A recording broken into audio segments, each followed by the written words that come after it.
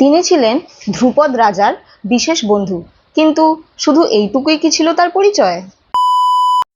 গঙ্গা নদীর কাছে ভরদ্বাজ নামে এক মহান ঋষি বাস করতেন। তিনি নিরন্তর কঠোরতম ব্রত পালন করতেন। একদিন অগ্নিহোত্র যজ্ঞ উদযাপনের উদ্দেশ্যে তিনি অন্যান্য অনেক মহান ঋষিদের সাথে গঙ্গায় স্নান করতে যান। নদীর তীরে পৌঁছে তিনি অপ্সরা ঘৃতাচিকে দেখতে পেলেন। অপ্সরা ছিল যৌবন এবং সৌন্দর্যে ভরপুর, মুখে গর্বের ছাপ।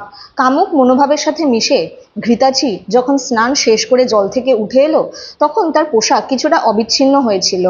অপ্সরাকে দেখে ঋষি নিজেকে আর কোনোভাবেই কন্ট্রোল করতে না পেরে যখন তার শরীর থেকে বিশেষ তরল নির্গত হলো, তখন অতিরিক্ত উত্তেজিত হওয়ার কারণে তার যেন প্রাণশক্তি বেরিয়ে গেল। ঋষি তৎক্ষণাৎ এটিকে একটি দ্রোণ নামক পাত্রে ধারণ করেন। তারপর জ্ঞানী ভরদ্বাজের সেই পাত্রে সংরক্ষিত তরল পদার্থ থেকে দ্রোণ বা দ্রোণাচার্যের জন্ম হয়। আর এইভাবে জন্ম নেওয়া শিশুটি সমস্ত বেদ এবং তার অন্যান্য শাখায় অধ্যয়ন করেছিল এবং বিশেষ পাণ্ডিত্যও লাভ করেছিল। অস্ত্রবিদ্যায় পারদর্শী ভরদ্বাজ পুরো কাহিনীটি ব্যাখ্যা করেছিলেন অগ্নিয় নামক অস্ত্রের জ্ঞানসম্পন্ন প্রসিদ্ধ অগ্নিবেশ ঋষির কাছে। অগ্নিবেশ ঋষি, যিনি আগুন থেকে উদ্ভূত হয়েছিলেন, তিনি সেই মহান অস্ত্রের জ্ঞান তাঁর গুরুর পুত্র দ্রোণাচার্যকে শিখিয়েছিলেন। এই দ্রোণাচার্যই ছিলেন পাণ্ডব এবং কৌরবদের অস্ত্রগুরু।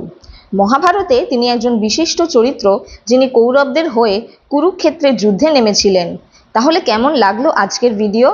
আমাকে জানান অবশ্যই কমেন্ট করে, আর আমার সঙ্গে থাকুন, কারণ আপনাদের সহযোগিতা আমার একান্ত কাম্য। লাইক, শেয়ার, কমেন্ট ও সাবস্ক্রাইব করতে ভুলবেন না। দেখা হবে পরের ভিডিওতে। For now, by.